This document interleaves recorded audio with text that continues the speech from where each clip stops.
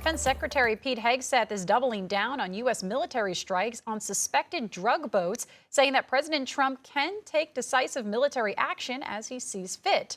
But at the White House tonight, President Trump is focused on the Kennedy Center honorees, giving medals to recipients, including Gloria Gaynor, George Strait, and more. CBS's Willie James Inman is there with the latest.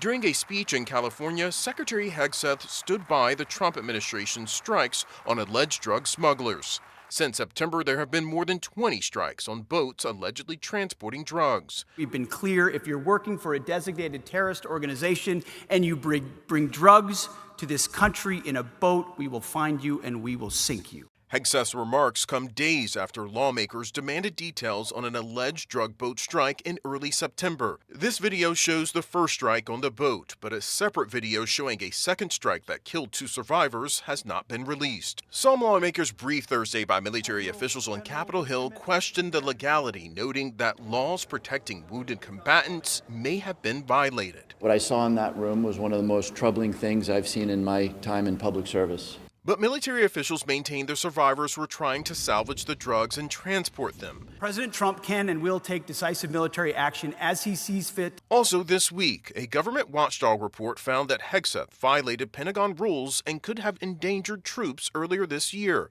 He shared details about a strike on Houthi rebels in a Signal group chat, which mistakenly included a journalist. Hegseth responded to the report on social media saying total exoneration and case closed. On Sunday night, President Trump will be the first U.S. president to host the Kennedy Center honors after his handpicked board of trustees appointed him chairman earlier this year. At the White House, Willie James Inman, CBS News.